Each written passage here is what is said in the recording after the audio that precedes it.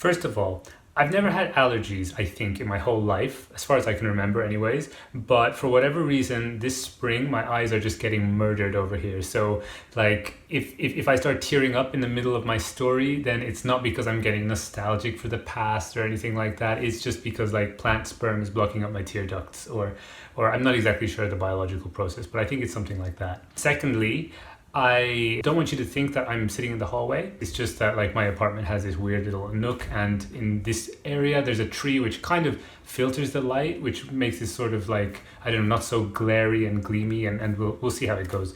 Anyway, third of all, this video is like, as you know from the title, why I stopped reading and then started reading again. I find it interesting, like how people come to reading as a hobby, and how people stop reading as a hobby if they do so. So I always want to know about that from other people, so I thought I'd share it. If you're somebody who is interested in starting reading as a hobby, or stopping reading as a hobby, I guess, if you can't stop or whatever, and you're looking for advice here, then I'm not going to give advice, but you know, maybe you'll glean something from my life story that would be useful. So yeah, stick around if that's why you've clicked. But yeah, let's begin. First of all, I've always been a reader. Since I was really tiny, I've been reading books since as far as I can remember. I've been into it. There is video footage of me like during a nativity scene at nursery school. Like I was Joseph and I just abandoned the nativity and started reading a book about dinosaurs in the corner.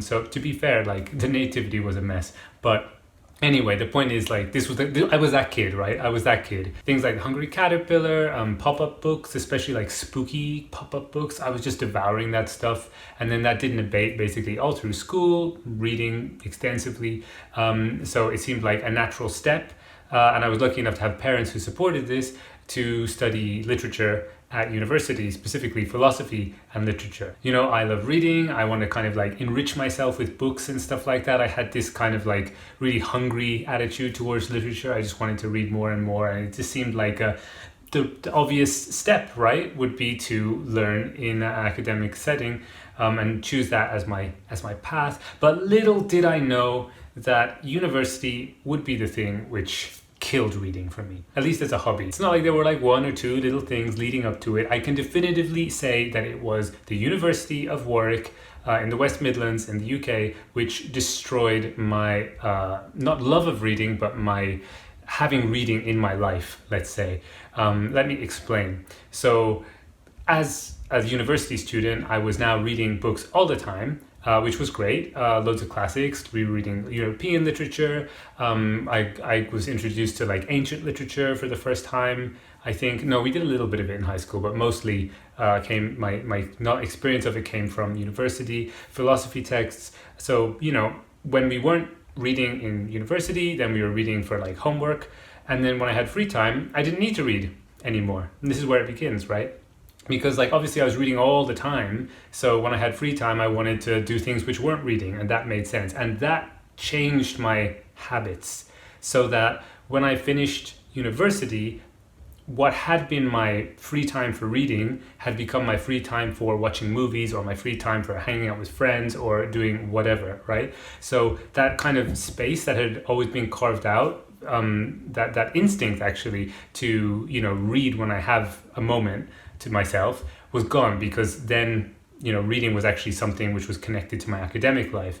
I didn't stick with literature, but I did stay in academia. I wanted to try other things, but obviously if you stay in academia, you still have to read, even if the things you're reading aren't literature. You're still reading books about your subject, especially in the humanities. So I was reading all the time. I just wasn't reading books for pleasure. I was reading books for my work, for my research. And so when I had time for pleasure, it would be watching movies or whatever. So the pattern that had been set in undergrad sneaked into my MA and then my PhD as well.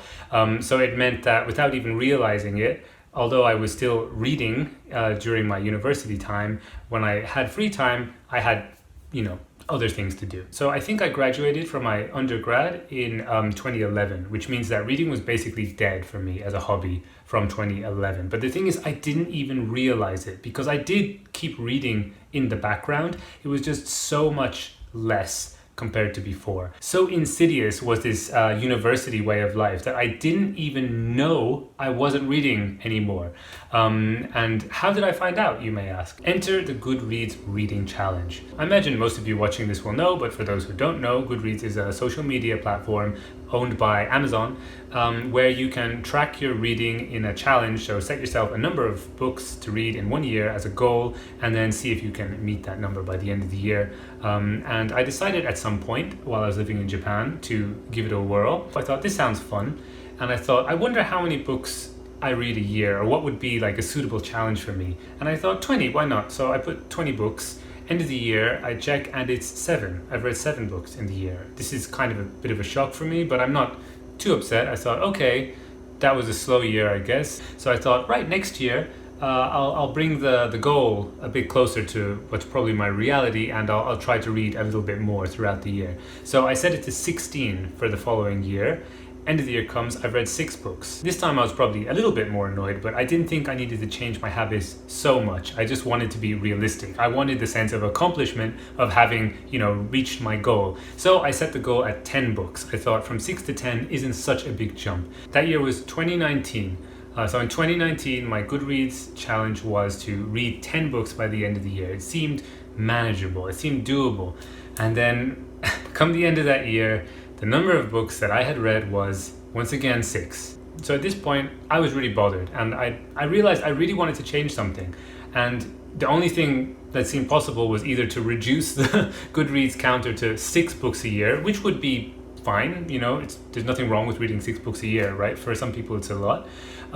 Or it would be to actually, actively try to become a reader again so I can read more books. And I decided actually that was what I wanted to do.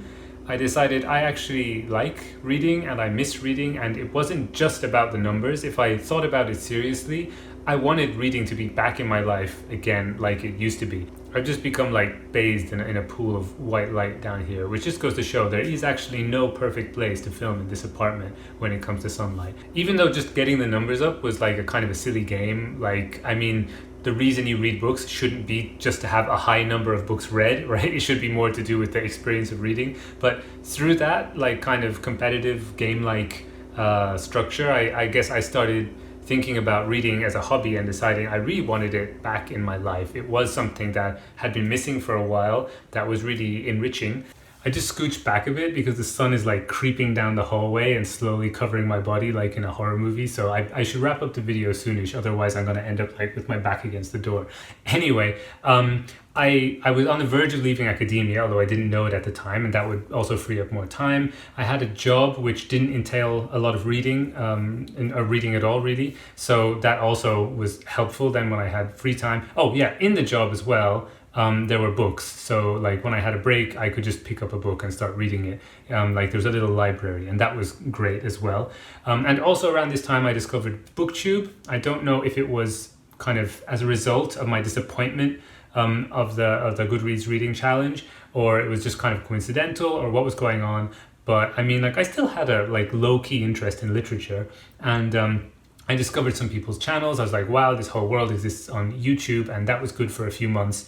And then when I really decided I'm going to get back into reading, one of the things I thought I could do is I could contribute. I could make my own channel, and that would hold me to account, so that I would kind of have to be reading, because if I didn't read books, I wouldn't have content to put on the channel. And then, it would be a sort of symbiotic double hobby. At least that was the idea. As anyone who's actually done BookTube knows, it doesn't always work that way. You often end up finding that the filming takes away from your reading time. But anyway, here we are, almost a decade of reading not really being a hobby anymore, just something that I kind of like and that I studied. And now reading is back in my life. Thanks very much to this channel. Thanks very much to all of you people who leave comments and give me a reason to keep going with this channel. And yeah, after a few years of BookTube, I feel like I don't need to try anymore to be a reader or to make reading a part of my life. It's something that I very naturally do as a hobby now, and it's something that I enjoy doing along with various other hobbies. And I don't need to try to put books into my life because they're already there. So anyway, that is my story, and I would really like to hear your story. How did you get into reading? Were you always a reader? Did it come to you at a different point in your life? Was there an impetus for it coming into your life, or did you just like pick up a book and one day and read it and thought, I want to keep doing this? I'm sure it's different for everybody, and I would love to hear your story. It's down in the comments, so yeah, do let me know. Thanks very much for watching. I've been Sed, and I'll see you in the next video. Bye bye.